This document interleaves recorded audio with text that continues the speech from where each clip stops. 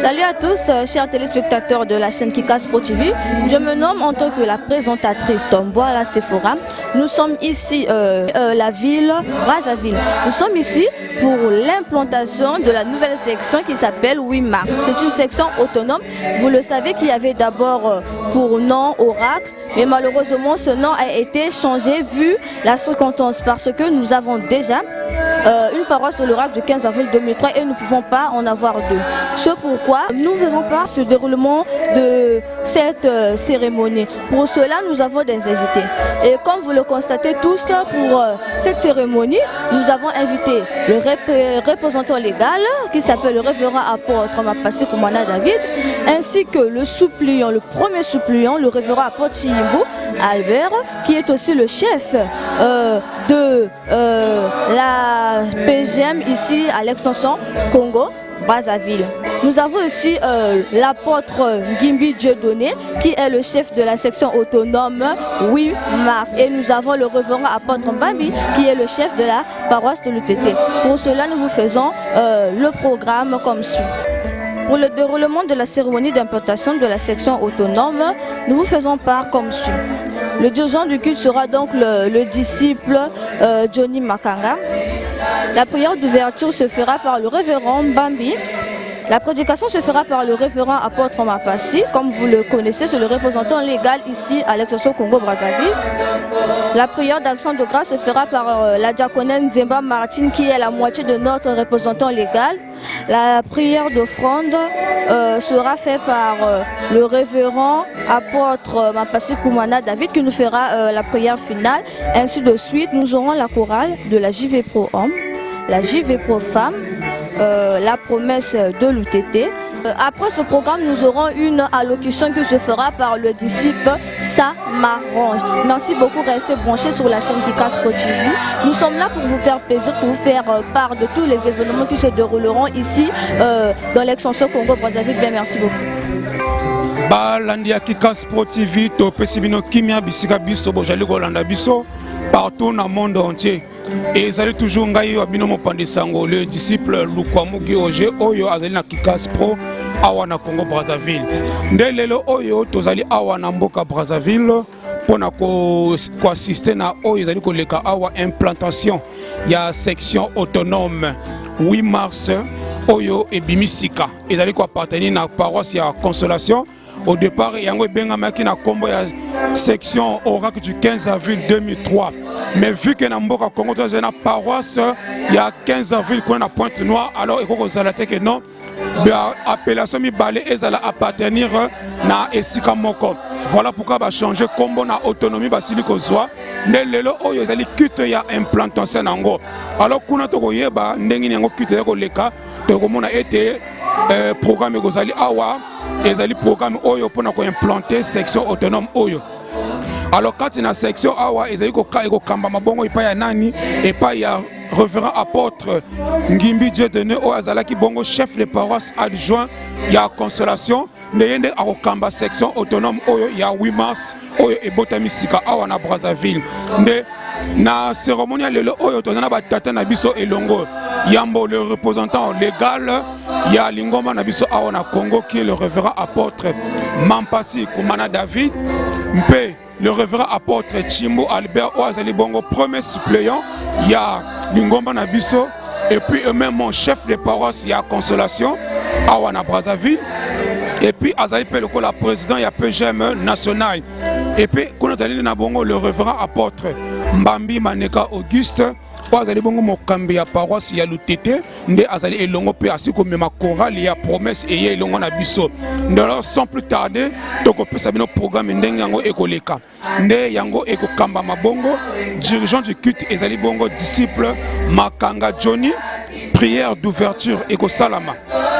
Na révérend apôtre Mbambi Auguste, et puis prédication, Yango Eko Salama, na révérend apôtre Mapassi, Oazali Bongo, représentant légal, prière d'action de grâce Eko Salama et Paya. Diaconesse Nzemba Martine, Oazali Bongo Longani ya représentant légal Nabiso. Nde réception Peko Salama et Paya na moko ya batata Nabiso. Na réception qu'on a peut yamba sima na réception et que la bongo allocution par rapport à événement et c'est un message et repère ça na disciple ça m'arrange. Ndé na ba chorale de bon na chorale. Je veux pour homme, je veux pour femme, il y a paroisse consolation, la promesse, il y a le tété, et puis chorale, la louange, il y a paroisse consolation, il y a des jeunes. Alors, groupe instrumental peut reproduire quand il y a un événement. Alors, bande ko alandi Kika Sport TV, nde toko pesa bino ngonga moket ko kutana lisusu pona ko talisa bino ete programme ndenge ezali ko dérouler awa.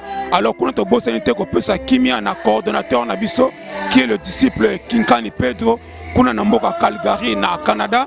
Et puis le réalisateur, le disciple Matumona Fabien, et puis maman Nabiso, présentatrice Sephora Mboala, et puis kuna to bosante bande ko nyonso ya Kika Sport TV partout dans le Nabiso dans le monde entier, to pesi bino kimia et to souhaiter bino bon sabbat nde ko to kutani na mwangonga moke. Merci. Na kombo na bolo ya we kimia. Na kombo na kolo ya we tozokota na programme na biso ya liyangani biso baso to jala awa lelo toye awa lisusu base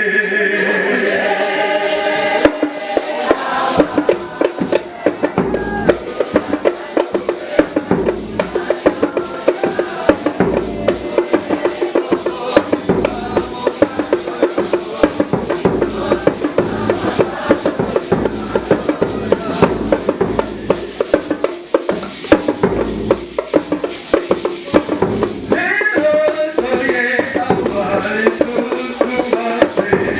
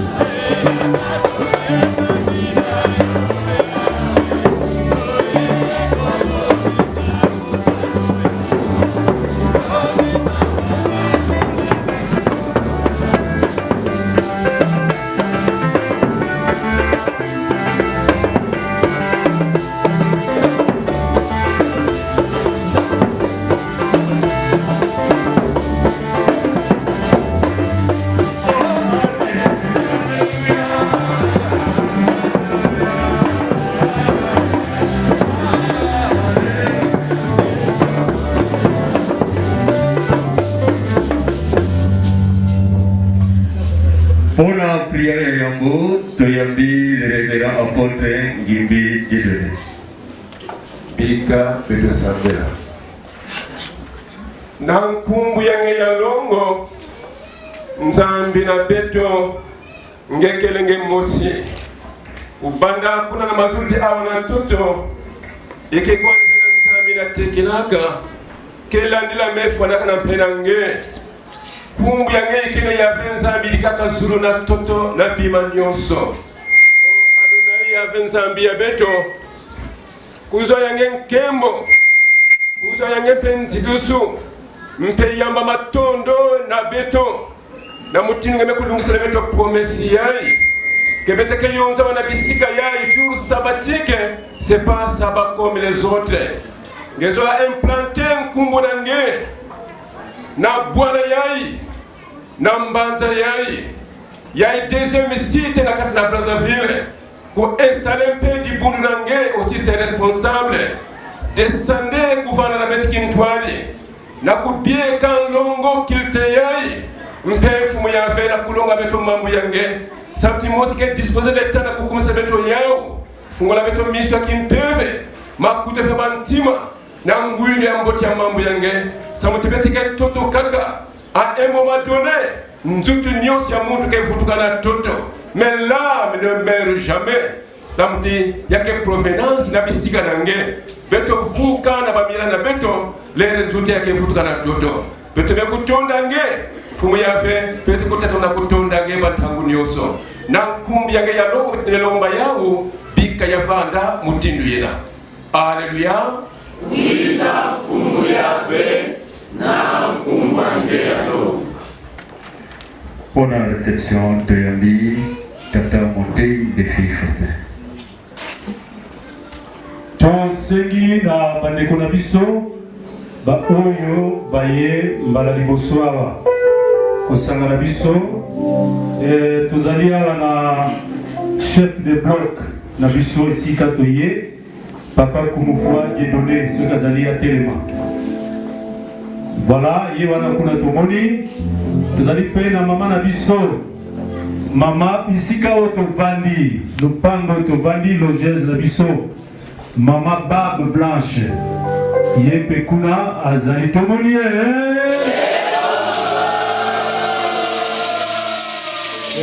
ayeye moko te nandeki na ye papa voilà ye pe amonani kuna telemi. Alors bandeko mosusu oyo baza na biso nongo te na lingomba bakoki mpe kotelema bawayemba na liboso awa tomoni bandeko na biso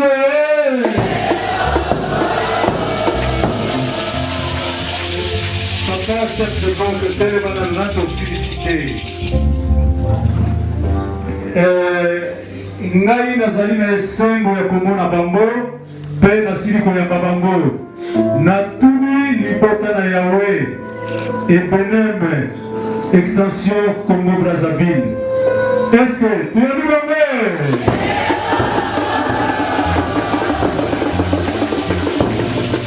Bayana bango merci.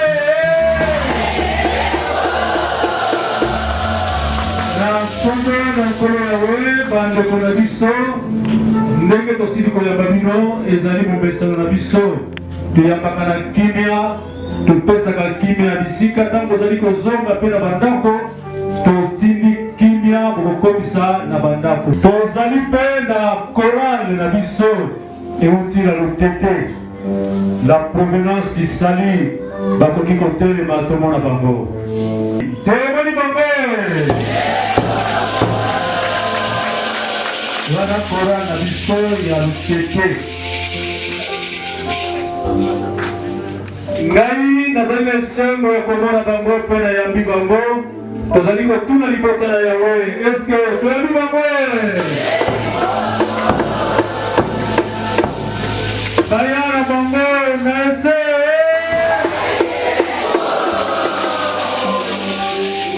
Merci une fois de plus, bienvenue au Koki Kofanda. Tozali pe bien que bazali ko sala musala batata na biso la presse bango pe bauti kuna na Pointe Noire ilongona diaconesse Tete ce qu'azalia wa telema peut-être tout le monde voilà disciple Kwamu Roger maman Sephora tous la disciple Fabien et maman diaconesse Tete Wati Tete bango pe ba komeli biso pour la journée oyo pour te ba bianga maki ngana zana esengo ya komona bango pour la siliko ya bango vous allez que tout na libota na Yahweh eske to la bango bayana bango na ese mais pour la suite de yambi tata na biso le révérend apôtre Chimbu Albert et botala Yahweh eske to na ya ezali mokolo monene mpe mokolo na ese esengi yango vraiment nanamoni nanemati te nini nakoki kopesa na yo Yawe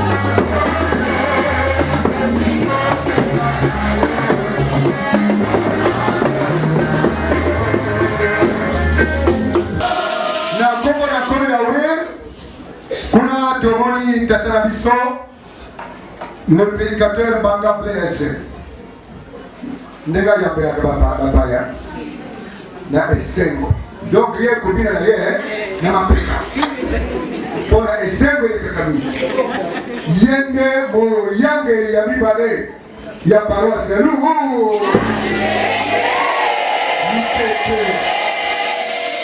niko tuna prédicateur mibale bibalika na mabadia mais moke badia yango bazokesi donc bazali kosala mosala moko bangomi balika na paroisse mobimba mais paroisse ezali kotambola awa na liboso na biso tomoni tate na biso le révérend apôtre Mbambi Maneka Auguste ye azali moyangeli ya paroisse Lutete bango balobi papa nkembe ya ndenge wana mwateo teremo ya matoi ezali soki biso foto bible yango tokoya na korale na biso baoyo toyambi alors batate na biso nga na sepeli mingi mpona komona bango mpe koyamba bango natuni ville de Brazzaville libota na yawe boni toyambi bango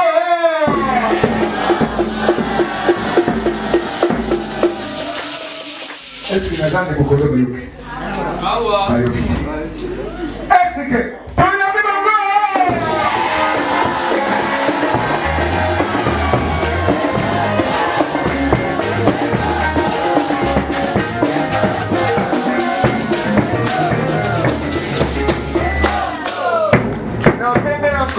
d'abord matoni mingi mpona kokokisa bolingo oyo yawe asangisi na libota na ye mpe kokomela biso vraimen yawe azwa lokumu azwa nkembo me nayebi ete bandeko mosusu batikali kuna na Lutete tozali koyamba le révérend apôtre Mbambi mpona liloba oyo batindeli biso lokola kimia mpe baloba mosusu eyambi na nkumbu wa mfumu ya veyenge. Merci papa pour la parole. Ah, mutindo kama zonza vendredi hein. Ya veme lungi san silulu. Ina beto vandi mesala. Beto la kuwa kaka ve na makutu. Beto vivre événement. Beto mo? Ni ya mesala ke beto quiz. Alors baina me bikana kuna tima pass nga ba mpe ba quiz ya ba. Ba me calculer train a train ya kasimba ve. Beto ke kuma en retard. Papa beno kwenda kaka. Beto sakengela boire. Abayina me bane me bikana ba me filisa kiyenge ya mingi ndombolo beno nata beto na lusambulu en tout cas mambu ya impeke na beto kuna. On a tout construit mais ni kwa kumbe bikana. Na koma na koma ya wetu yoki kima na biso utina bande ko la paroisse Lutete. Boni toyambia ngo. Ba sengi mabonde ripoti ya asunga na misala monene bazana ya mokura ya kotole temple na biso. Boni mabondeli tokosala ngo. Oya bango na ese. Nazinyo sana ngorona ya.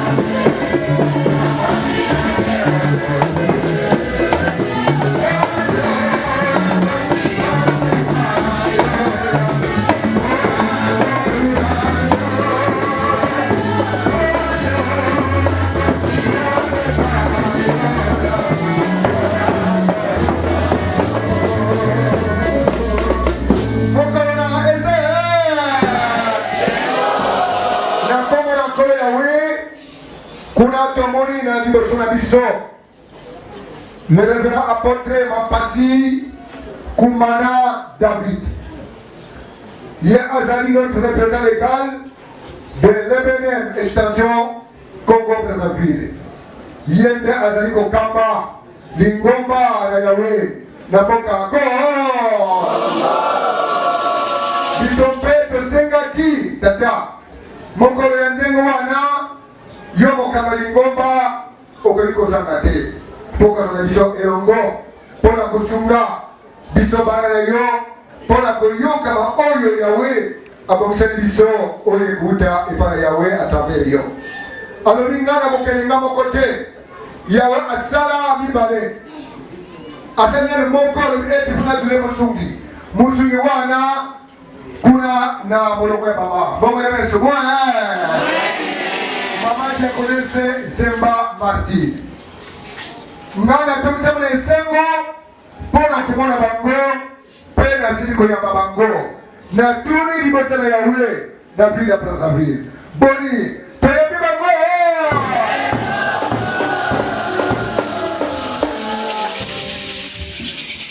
na mazala kuna tako yoko yoki te ezeke toyebi bango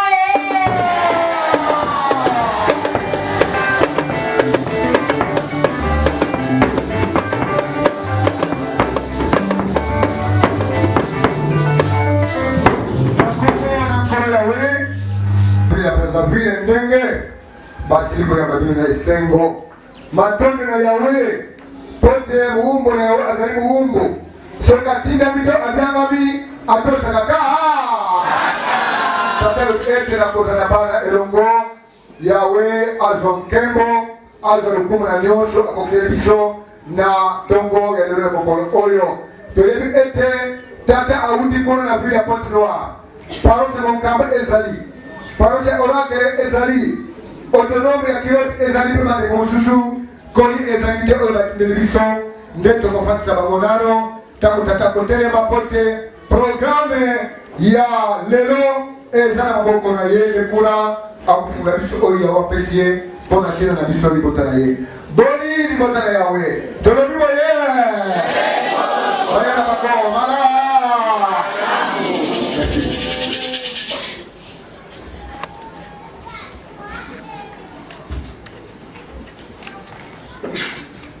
Toyambi disciple Samarange pour la corruption.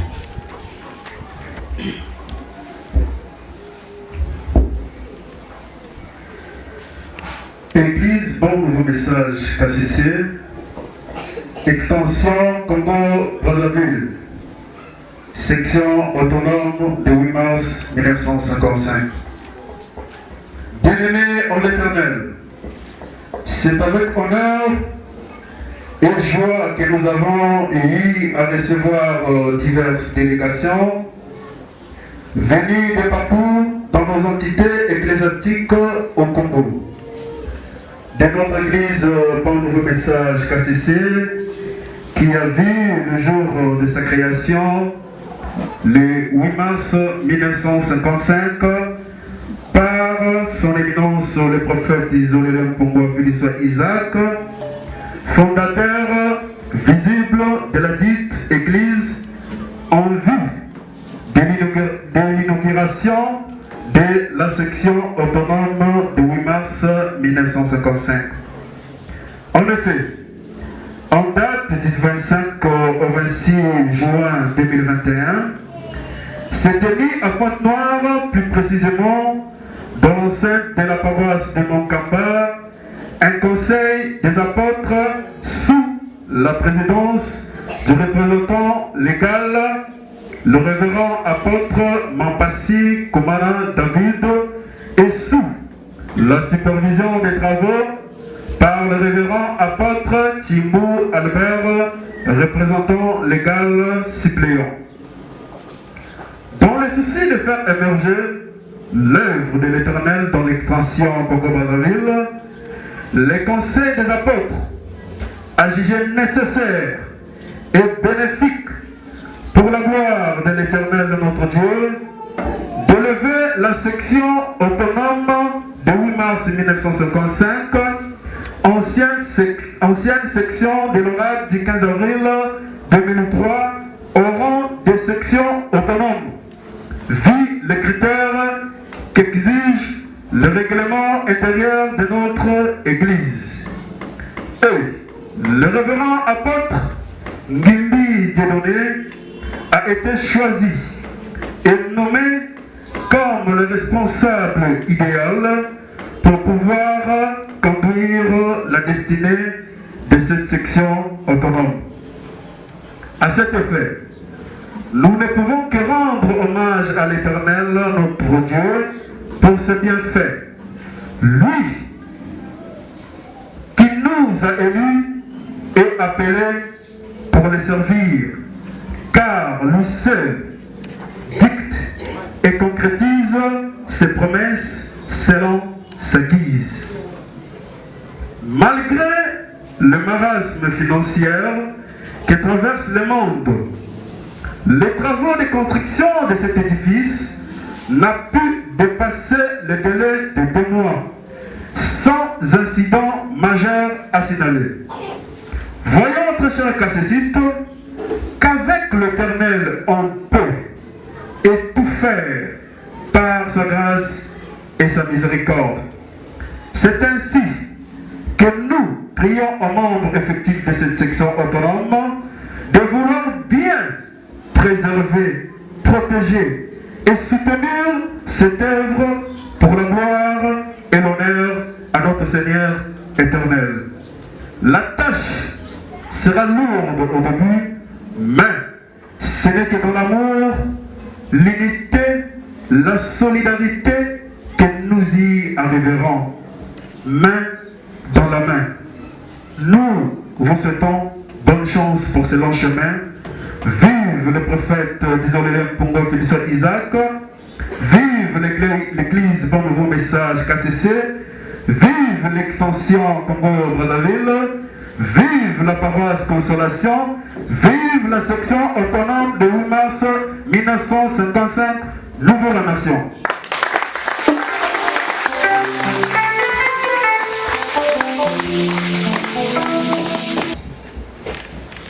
Tokomina Bonga Bayembi Kunato Yambi, Korale, Jevefo, Om. Femme animation. Go,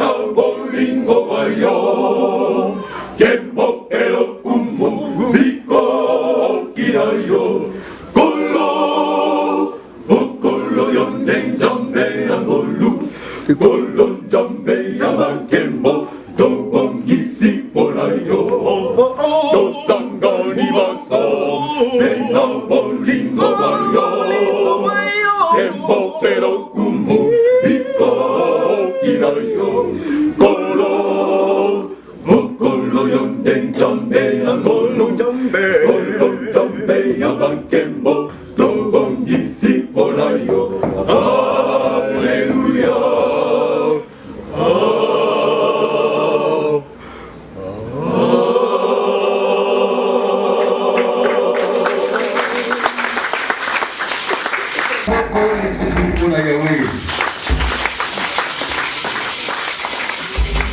Et kuna toyambili susu korale ya lutete. 1955,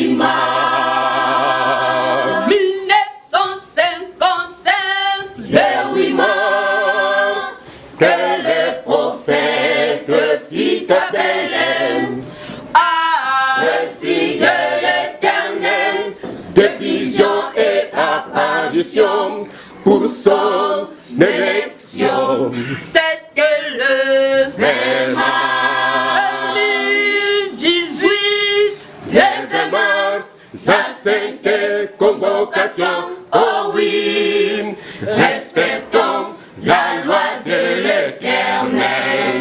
C'était le 12 avril 1958, le 12 avril, que le prophète d'isoler les Mpungu, Wafidou soit Isaac, récit de l'Éternel, message du cessé afin que nous connaissons le vrai Dieu. C'était le 15 avril en 2003, le 15 avril, que l'Éternel dit à son prophète, quel que soit le miracle qu'il opère, un homme ne pourra jamais être un Dieu. Oh oui, quelle puissante cette date historique qui nous a été donnée. C'est la voix du salut. La main est tombée du ciel, nous délivrer de l'idolâtrie. Oh oui, ce sont des jours merveilleux. Que c'est lui pour laisser le s'ouvrir, pour nous livrer le message. Un nouveau bon message. Cependant, dans son caractère nouveau, qui n'avait été que partiellement dévoilé jusqu'à un passé récent. Oh oui, quelle puissante cette date historique qui nous a été donnée. C'est la voix du salut. La main est tombée du ciel, nous délivrer de l'idolâtrie. Oh oui, ce sont des jours merveilleux. Que c'est lui pour laisser le s'ouvrir, pour nous livrer le message. Un nouveau bon message.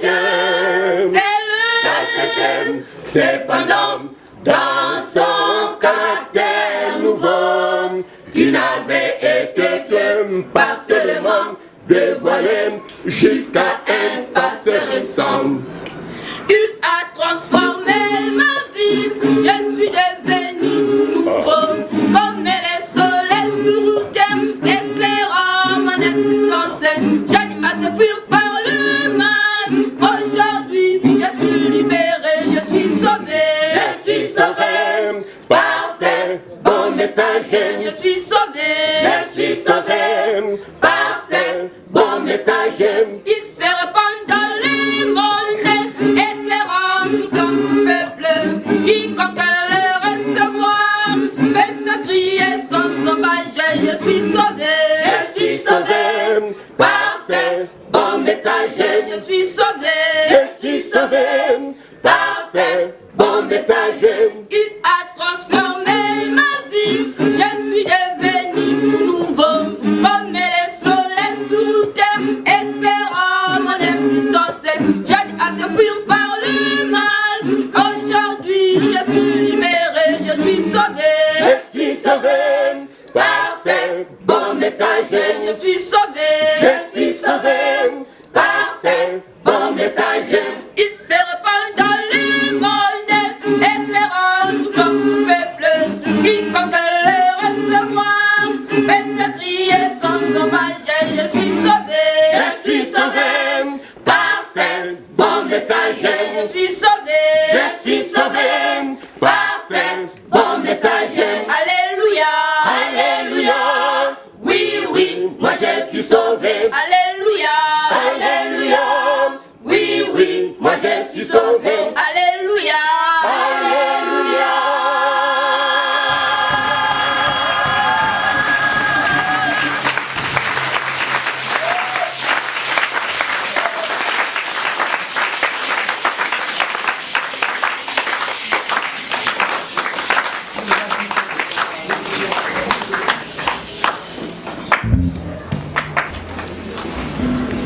Ukujala na banjambe mosusune.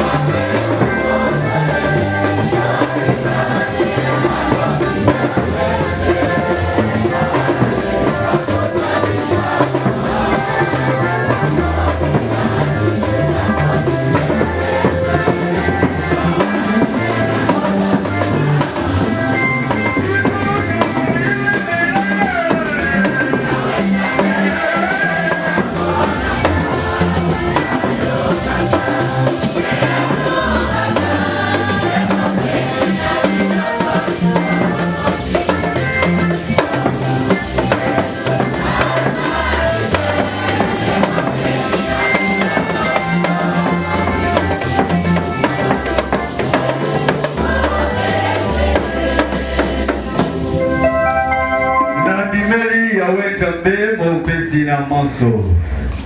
Nandimeli Yahweh mo pesi na nyoso.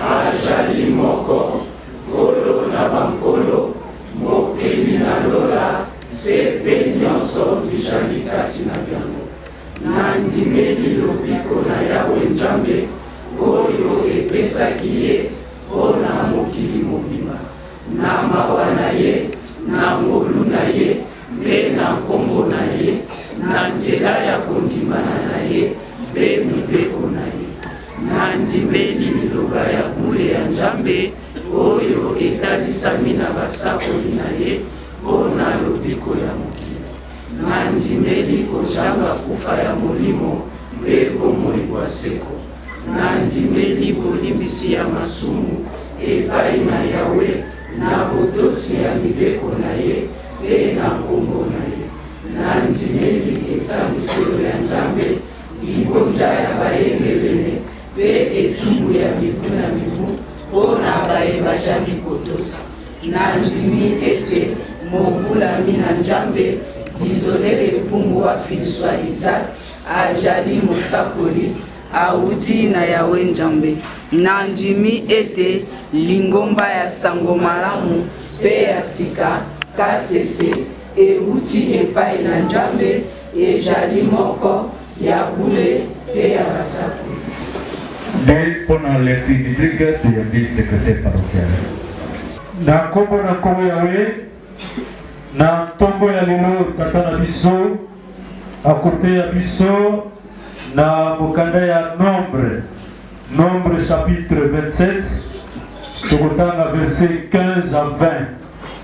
Simana yango tokozwa lisusu na Deutéronome chapitre 34 verset 9.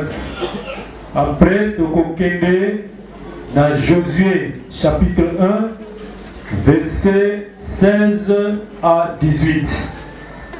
Tomania kotanga dans Nombre chapitre 27 verset 15 à 20.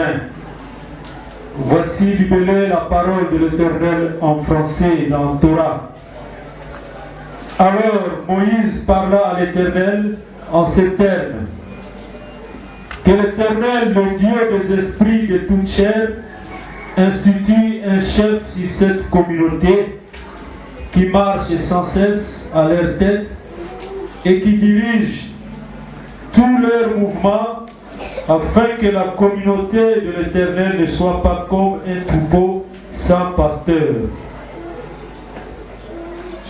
Et l'Éternel dit à Moïse, fais approcher de toi Josué, fils de Nun, homme animé de mon esprit, et impose ta main sur lui. Tu le mettras en présence d'Éléazar, le pontife, et de toute la communauté, et lui donneras ses instructions devant eux. Tu lui communiqueras une partie de ta majesté, afin que toute l'assemblée des enfants d'Israël lui obéisse. Josué, fils de Nun, était plein de l'esprit de sagesse, parce que Moïse lui avait imposé les mains, et les enfants d'Israël lui obéirent et agirent comme l'Éternel l'avait prescrit à Moïse. Donc il a Josué chapitre 1 verset 16 à 18.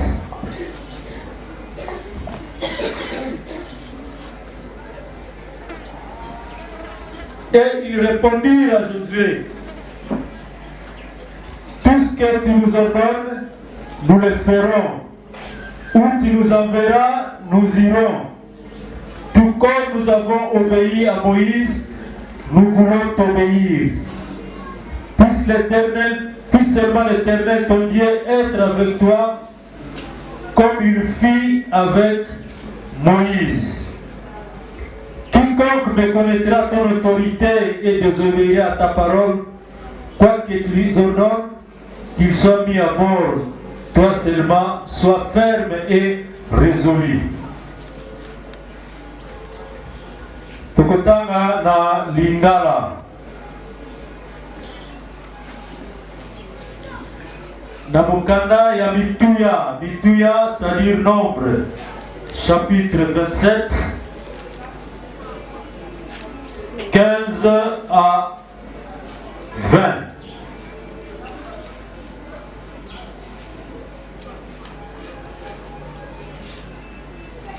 Mose alobelaki Yawe ete tika Yawe jambe na milimo na bato yonso apona moto na liboso na lingomba oyo akobima liboso na bango mpe akoyingela liboso na bango oyo akokamba bango mpe akokotisa bango na ntina ete lingomba na Yawe ezala lokola bampate bajangi mobateli te. Yawe alobelaki Mose ete kamata Yosua mwana na Nuni moto oyo molimo azali kati na ye mpe lalisa loboko na yo na likolo na ye temisa ye liboso na nganga Eleazara mpe liboso na lingomba mobimba mpe okolakela ye limbeko na mosala na miso na bango okopesa ye ndambo na lokumu na yo na ntina ete lingomba mobimba na bato na Israele batosa. Tokei na Deutéronome chapitre 34 verset 9 na Lingala.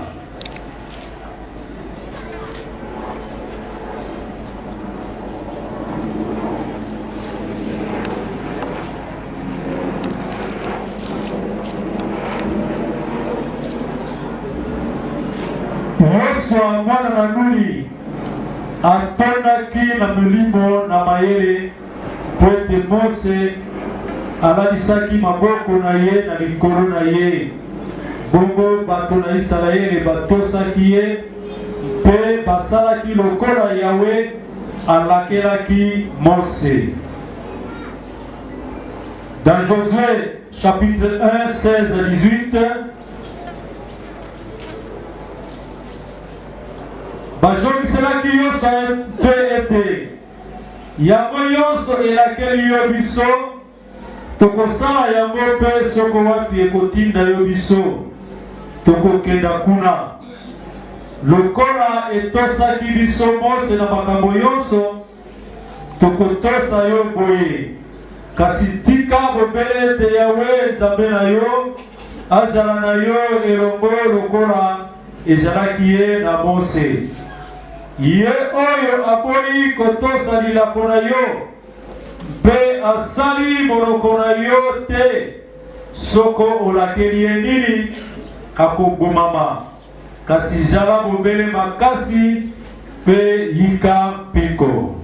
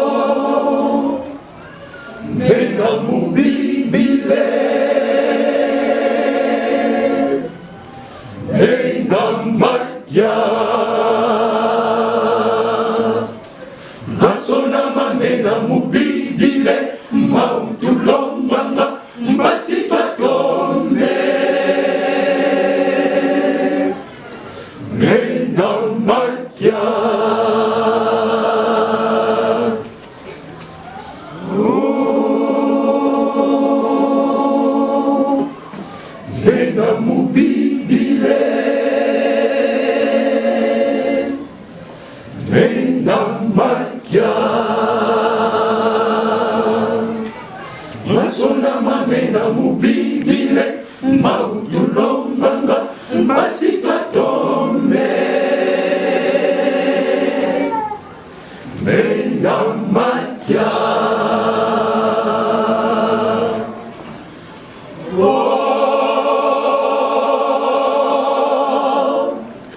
mena mubibile mena matya masona mamena mubibile maudulonganga basikatombe mena matya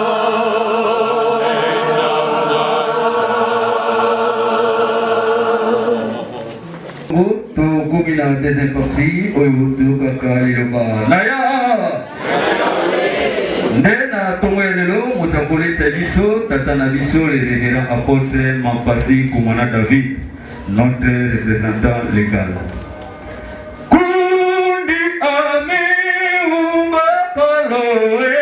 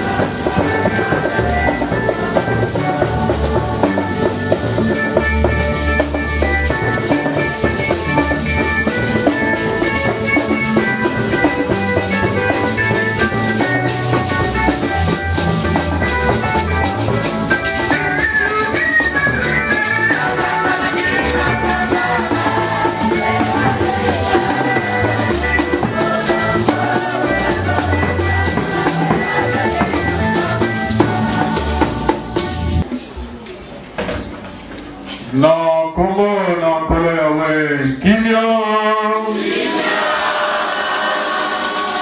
Ngeleba perukumu epai na ya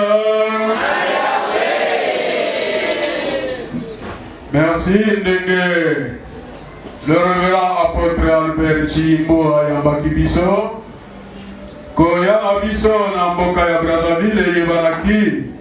Na libota na yawe nyonso kuna na mboka ya Pointe Noire. Onda paroisse Mongokamba, paroisse ya Oracle du 15 avril 2003, mpe section autonome Lutete, libota nyonso na yawe batili la kimino kimia. Pe basengaki ete komema bango ntango nyonso na mabondeli. Kolongola biso na ndako, bana bazalaki kuna oyo batikali, bango mpe batili bino kimia. Na singa ya telefone, na sololaki na le révérend apôtre Babigi Pascal mpe le révérend apôtre Antoine Shadrach. Baoyo bakendaki mission toujours ya mosala na yawe, kuna na section autonome Mikondo 2. Bango mpe batilile bino kimia. Basengaki mpe komema bango ntango nyonso na mabondeli. Na kombo na nkolo yawe toyoki kimia na biso euti na paroisse ya Mongokamba na Oracle du 15 avril 2003 na autonome ya Kilote pe na batata na biso bazali na mission kuna na section autonome ya Mikondo 2 pe na libota na ndako boni oyambi yango baseni tokosala ngo Beto Sandera Adonai Yahweh Nzambi na beto na mazulu Yahweh ngezalaka zulu na toto mpe bima nyonso kelekati na yawo Nzambi ya Abrahama Nzambi ya Yakobi pe Nzambi ya mbikuli lizolele Isaac Yahweh matondo betkela kuvuto nange na kupesa beto opportunité na journée ya mutindu yai pe na kuyonzika beto na kisika yai sabu na kuisa kutambola mambo nange Yahweh kilokula milunga ina beto na kuwa mambo nange pe milange beto kulomba Yahweh ya kukita ya kusunga ya kusala ya kutwalisa munu nange mebonga na kusasu na mambo nange Yahweh utilize pour mutindu instrument nyonse kubyona ino na munu yakatuka nange pe avandi atubona mira na beto Yahweh sunga pe musimusi na bayaiki na munu kitwali na kufungula makutu petima komsa nyonso nekuwa pe kutambula Yahweh beto kusalila yao na kilumbia chuka musimusi na beto kuzule ya undano distraction nyonso ya mwini Yahweh ya makrulendo katana kutukulu yai Beto pesa lukutukulu nyonso na maboko nange Yahweh ngetwalisa beto kubanda pe kusugisa na nkumbu nange alongo Yahweh beto kulomba yao bika ya kuvanda mutimbe. Alleluia. Kuiza fumu Yahweh na nkumbu nange alongo Sango ya lubiko ya kasese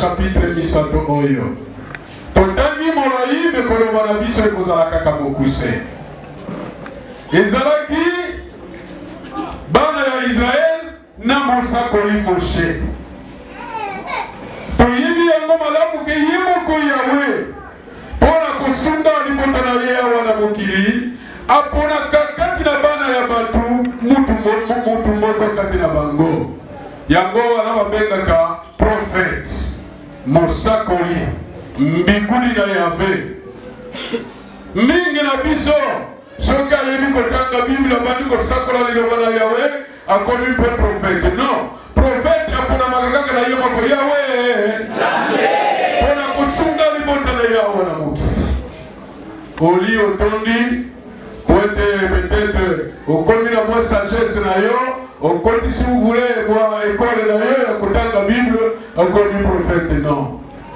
prophète aponamaka epuis na libumu na mama na ye yawe aponaka ye alors ntango wana ezalaki Moshe abiangamaki na Yawe libota na Israel ezalaki si vous voulez na captif bazalaki na bowumbu kuna na Egypte na maboko ya Pharaon alors Yawe abiangi Mose abiangamaki na Yawe apesi ye mission akende kobimisa bana Israel na bowumbu kuna na Egypte yango wana mpe Mose atosaki asalaki yango akikobimisa libota na Yawe kuna na bowumbu na Egypte me nzela bazalaki kokende ezalaki molai ntango babimi na Egypte po bakoma sika Yawe asalaki bango elaka bakoki kokende kopema ezalaki mosika alors bakei ntango Mose akambi libota wana na Yawe akomi na distance molai kopema bango ebe Mose amoniki kakokomisa bango kuna te yango Mose asengaki na Yawe bote libota na Yawe wana bazanga mokambi te ezala na bango kokoma bango tina esika wana Yawe abongiselaki bango ale Mose alobi nini nga na kosala ndenge nini awa ale Mose asengi epai ya nani epai na Yawe libota oyo ekendeka ndenge wana batambola nsa mokambi Yawe loba likambo moko me lokola mosakoli oyo Yawe aponaki ayokelaka mpe bango basololaka na bango abe Mose directement Yawe ayoki kosenga na Mose Yawe mpe apesi réponse na Mose benga Yoshua mwana Nuni ba instruction ya Mose epesamaki na nani na Yawe abenga nani Josué et yango wana mpe Mose atanke mosakoli abengi Yoshua lui a donné les instructions de lui imposer la main atia loboko na ye na Yoshua parce que Yoshua azalaki na molimo oyo na Yawe ezalaki kati na ye mais ezalaki ya kokoka te il fallait que mosakoli Mose atia loboko na motu na ye mpona kokokisa ye na mosala na Yawe et c'est ce qui se fait. Yoshua est venu. Mose a dit le boko na ye na motu ya Yoshua. Na nguya na Yawe oyo ezalaki na Mose, ebe ndamo ya nguya mpe eke na Yoshua po asala mosala na Yawe. Soki Yoshua azwaki le boko ya nguya ya Mose te rien, alinga mpe akoka te. Atenge batie loboko nguya na Yawe etoni na ye mayele na ye mpe efungwami nguya ekomi na mona Yoshua ebe ndenge Yawe alobaki na Mose makonisi nyonso ekokisamaki ale atalisi ye na bana na Israeli libota na Yawe oyo ezalaki kuna bana Israeli po akamba bango azala liboso na bango akotisa bango na mboka elaka likambo moko mone ale tangu bana Israeli bamoni Yoshua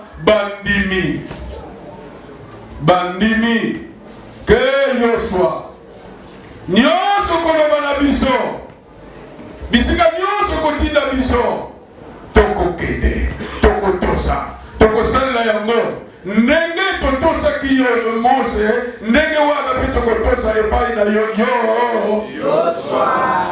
les enfants d'Israël, ban Israël. Batalisi engagement na bango pe détermination na bango. Ya kosala elongo na mosala na ya oyo ezalaki Yosua. Balobi lisusu Yosua tika Yawe azala na yo elongo ndenge azalaki na yo Mose. Nyonso kopesa biso kotalisa biso. Mutu nyonso koyokela oyo maloba komima na monoko na yo te akorebeli na yango ye wana akokufa. Ce n'était pas la parole de Yosua mais la détermination, l'engagement Yabana Israël pour montrer leur engagement, leur détermination que Bakotosa Mosali Naya Balobi lisusu na Yosua kasiyo yikapiko Zala Makasi Namosala Naya Moto nani akoto salilo bana Yawe te Moto nani akoto salilo bana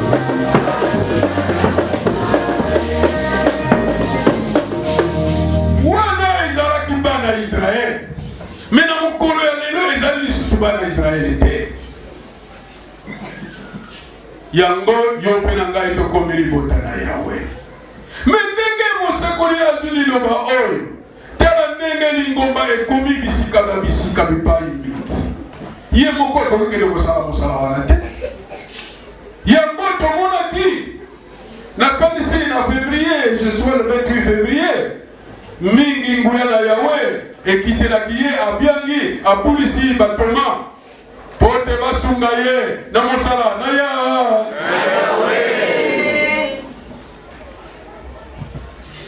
abulisi bango pile wa maboka pamboli bango nguya oyo ezali na ye oyo Yawe apesaki ye apesi mpe ndambo na batoma wana yango azali kotinda batoma bisika nyonso pote basunga ye na mosala oyo basunga mosala na Yawe atindi bango na libota ya nani libota na Yawe lokola yo na ngai lelo tokomi la section autonome le 8 mars 1955 na esika oyo tofandi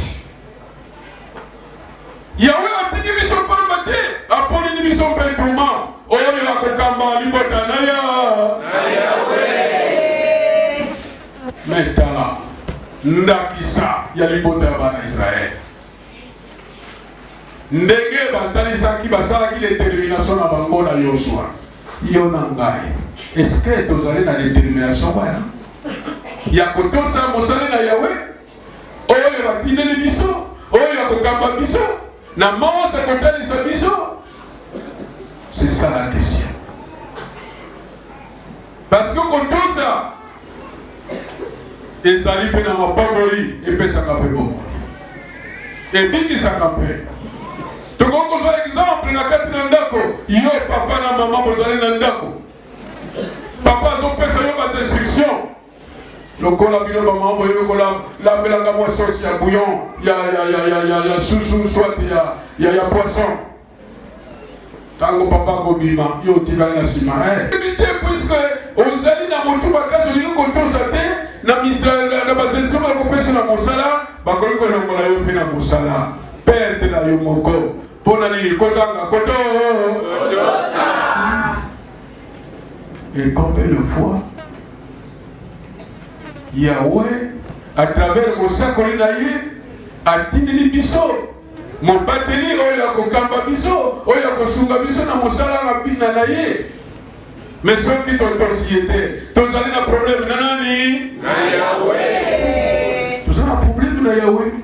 Parce que nous sala et pas na yo na ngate pour la misala na ye. Mais pote oye ba Yahweh, o soso na malamu Yahweh, pote ozo le bomo ibose ko na boko le mosu.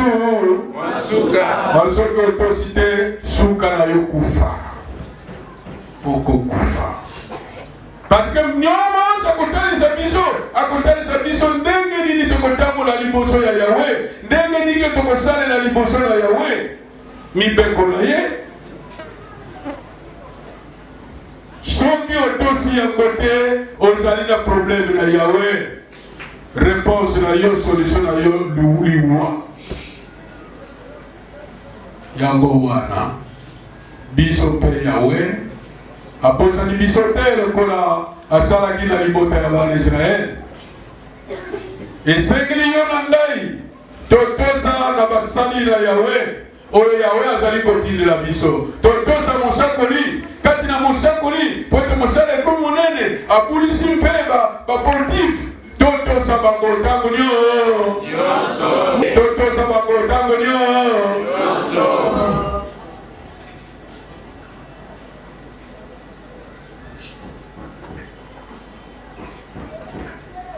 Alors, mwana nangai, collègue nangai, yo muto yebi déjà les loba ya kasisi. Soki bapesi bas instruction na mosali na Yahweh oyo azali kokamba biso totosa keba na kosala rebe sino ozali na problème mingi na biso bazali kokufa pote kozanga kotosa surtout bana na biso oyo toboti Mobeko na Yahweh azali koloba koyiba te. Mais bakomi na bagroupuscule akende koyibaka. L'État kosala nini puisque ezali mobeko. Soki bakangi yo soki osali keba te, abenda liwa mpe okei. Mawa na biloko ya ndenge wana. Po ete azangaki kotosa conseil ya tata na mama. Suka ya mwana wana liwa. Na bizalele ya mapetango nyonso.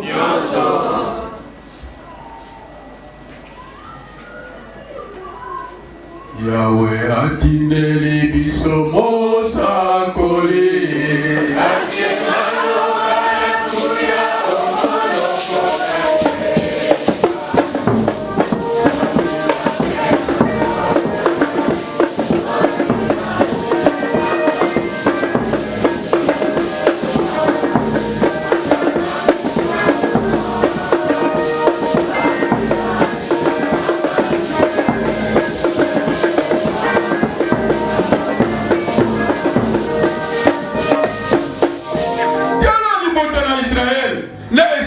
bayambelaki mokambi oyo batilelaki ye Yoshua bazali meme kobondela na ye tika Yawe azala na yo elongo ndenge azalaki na Mose Mais quand vous souciez de la maille, au lieu de là, au sunga mosali na Yahweh, au commune me kochola ye.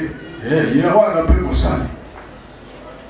Keba, au sommet mangambo, liboso na Yahweh. Sommet maliboso na liboso na Yahweh. Ce qui t'ont dit na kanisi na 2 Rois 5, dans verset 23. Groupe ya bajene bazali ko se moquer, bazali ko sakana. Eli en tant que mosali na Yahweh, ponta zaraki kaka na libashi. Ne sais pas l'ingala comment vous faites la chose. Libani. Azaraki na libandi. Il est pas là yowa na libandi bata ko so na makashi. Parce que c'est caillé. Alors Eli amona kiango ambo ki mama wa ko tena motema. Yahweh amoni ayoki mawaya tomba na ye. Ya mosakoli na ye groupe nyonso wana bajene bakufaki mawa te bazalaki koyeba valeur ya moto na nzambe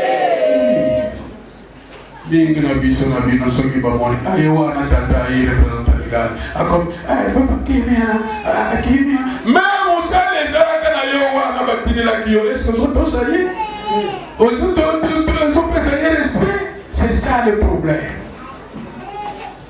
Ndenge tozali kotosa mosakoli na Yahweh oyo batilelaki biso mosakoli disole totosa mpe batoma oyo batileli biso mpona mosala na Yahweh.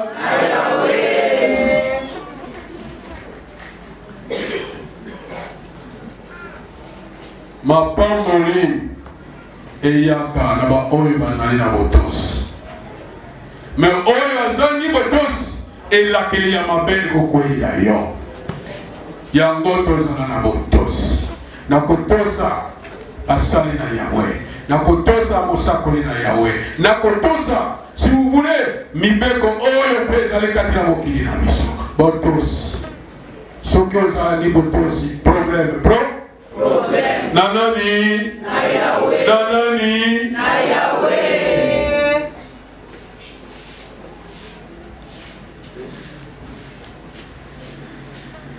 Mosakoli azali kote ya oboi koyoka ndeko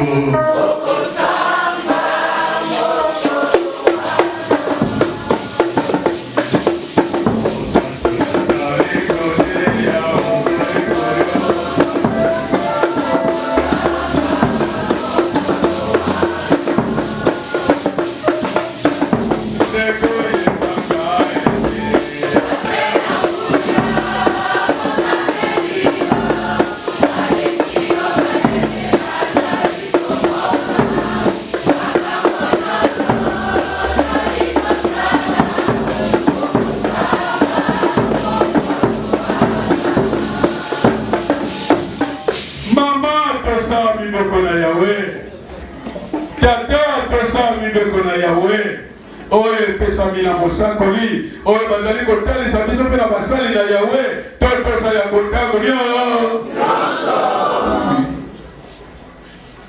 awa biso nyonso tozomona na lokola tokomisemo mekende na bandako kende na bakarte tozofanda lion azali meme nsima koyo azali nsima nani osimba mama wana yebasakanaka ye te sala ata tata wana ye wana keba na ye sala attention ye mondimi na Yahweh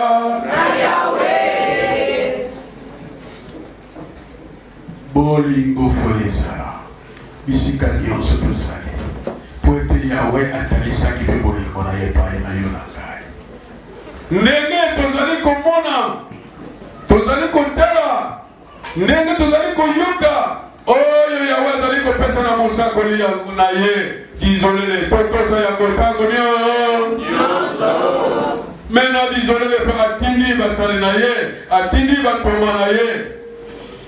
Il ne peut pas être partout au Congo, en Amérique, en France, en Australie, non. Il est prêt à Pessi. Si vous voulez pouvoir aller dans Bangoa, n'a pas manqué de Moussala Missala.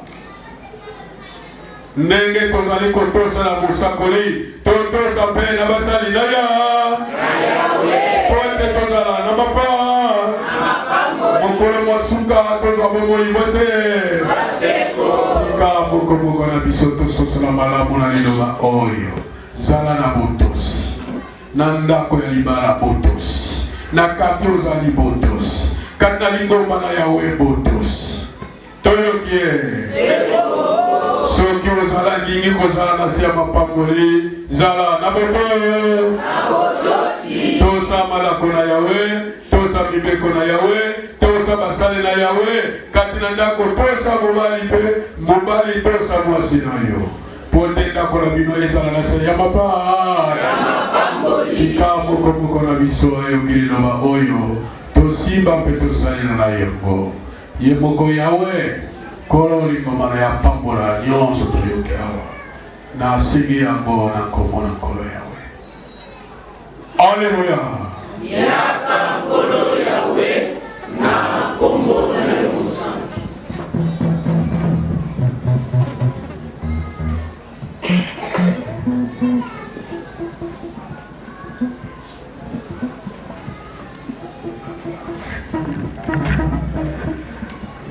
Pour la conjonction tonalité, tu as dit Maman Diakonese Zimba Marti. Ange ya longo ya benzamu na mazulu. Matondo diaka mukena kuvitura na nge ya vesa mutindike ya mbote. Ya venge mutine kupesa beto kilokola yayi mutino kayulu. Na kukwiza na kisika yayi. Kotebete kuisa kutungwa na mambo na nge. Matondo mingi yave kala dilondi na nge kunoka mutindo mvula na kati na kisika yayi kebeto kuvanda bantu ina ya kulemboka na mambo na nge yave na beto museke mpasi kasi beto mekulomba mpeve na nge ya kusala na mosi na kati na beto meku wadilongi yayi ya kuluta mutindu mazabe kasi ya kusikila na bantima na beto kubumba mpe kusadila yao yave nzambi beto kutambula mpe na misiku na nge sa mutini kuna beto kuzwa moyo yave na beto mekuwa yao ya kuluta mutindu mazabe ya kusikila na bantima na beto kubumba mpe kusadila yao na kilumbu nsuka beto kutambula moyo yave tala mpenanga na nge mekudikila bitera nge mekuzaba iki mekumanke na kati na yandi butulila diaka yandi na mekumanke sa mutibilumbu ke kwiza na matwala yave andi tatamana kudikila mameme na nge pasoke luzono na nge na beto mpe mekuwa ya mutindo musi yave bikati ya kusikila na kati na batima na beto sa mutina kilumbu asuka musi na kati na beto kuvandanu na kisalu yawe mingi muke na mpwila na kulomba kansi mayele kele filiti ndambi amebambukila mwana kulomba na ina melomba ve mekulomba na mkumbu na nge ya longo bikati ya kubanda mtingi. Aleluya. Kuiza mfumu yave na mkumbu na nge ya longo. Kuna yawe kuna tuyandi je vais pour femme homme animation. Tosepela mokolo mwalelo na bopesi ya welo kumu te masanjoli bibongi na ye ya wakumi samba tosepela mokolo mwalelo na bopesi ya welo kumu pema sanjoli bibongi na ye ya wakumi sama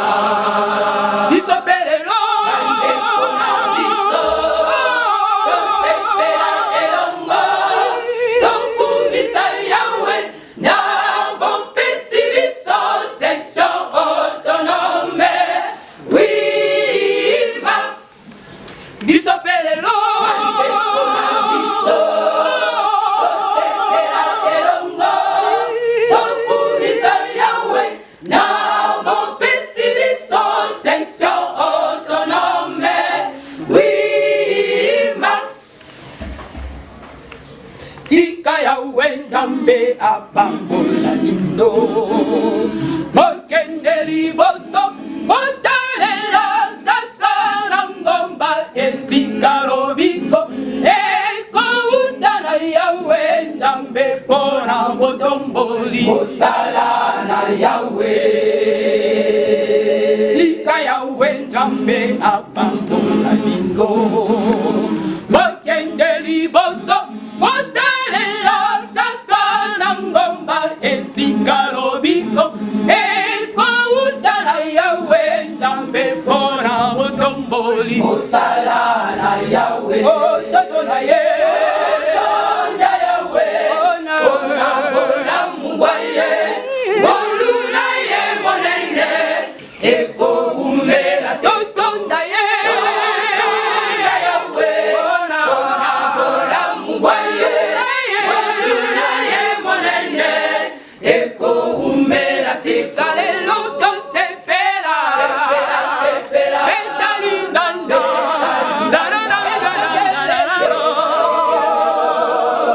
kembolo kumuna Yawe sepela sepela biso na consolation d'aujourd'hui autonome sikalelo tosepela sepela betalindanda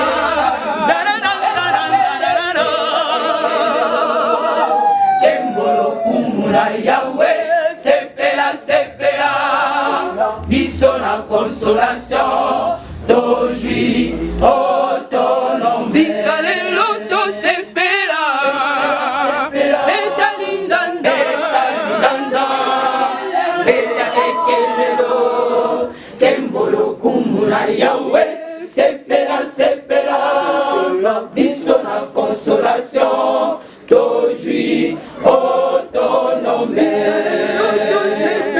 sepela sepela betalindanda beta ekelelo kembolo kumuna Yawe sepela sepela biso na consolation d'aujourd'hui autonome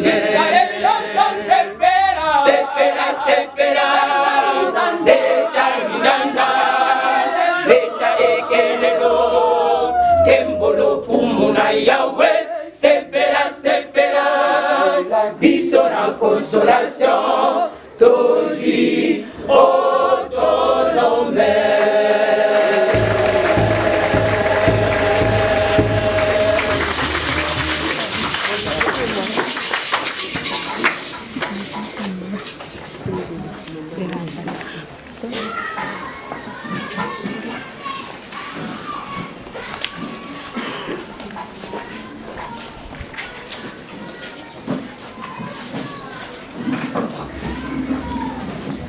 Maboko pona Yawe.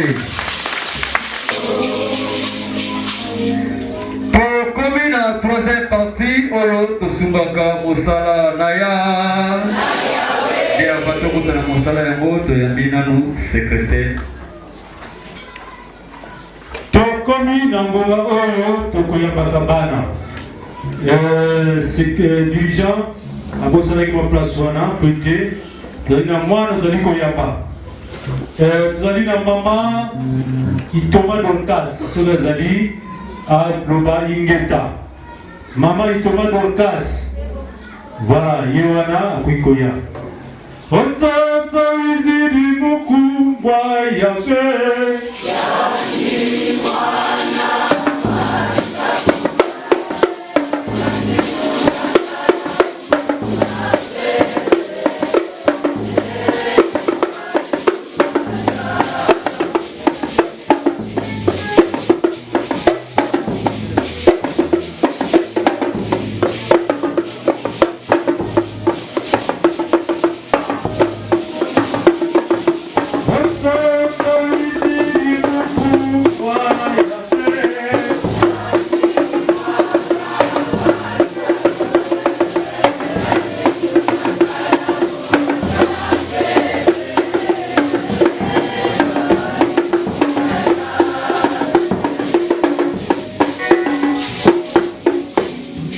nde mpona mosala yango tozali koyamba tata na biso le révérend apôtre Chimbu Albert.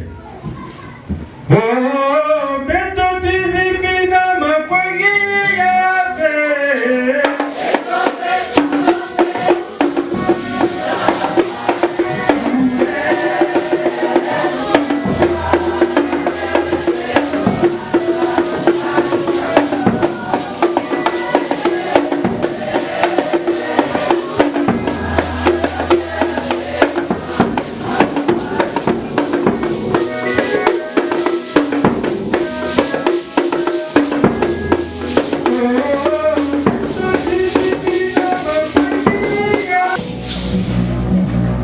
ete ndenge ezali maloba na yawe ete esengeli mwana nyonso abotami amema mai epai na yawe nzambe mpo ete ayamba mai epai na ye mpe azala ya ye na yango mwana oyo azali liboso bwa yawe na esika oyo abule amemami epai na ye mpo ete ayamba ye mpe apambola ye tika ete ezala bongo na nkombo na ye mosanto yawe.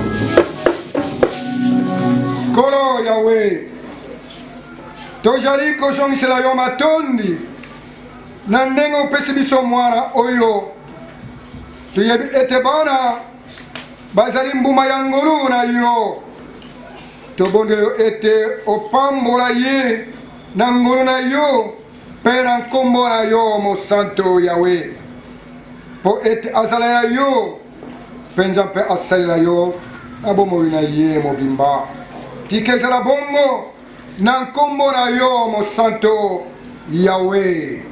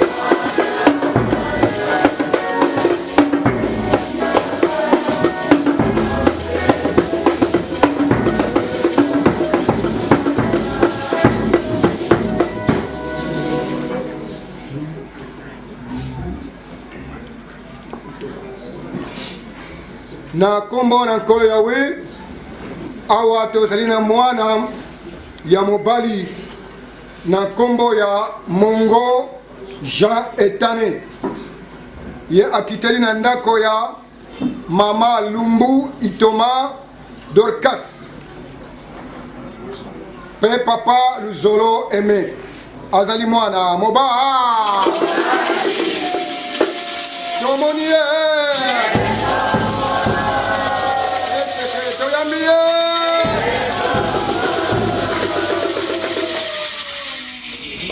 na kombo na nkolo yawe mama Dorcas tolandi na maloba na yawe ete bana bazali likabo na yawe likoloba ete mwana oyo auti epai na ya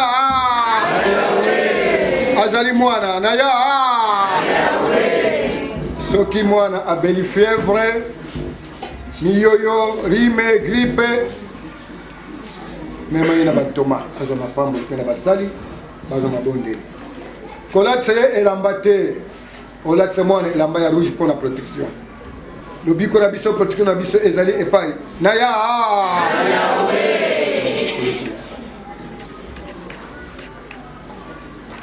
Boni, toyambie.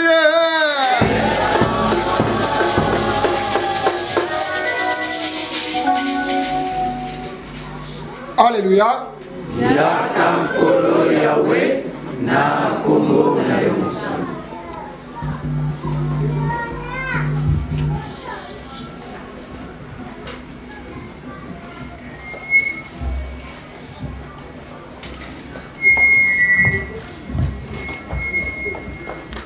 Komina eleko oyo tosungaka mosala na ya. Eske biso tojalie maloba na yo Nzambe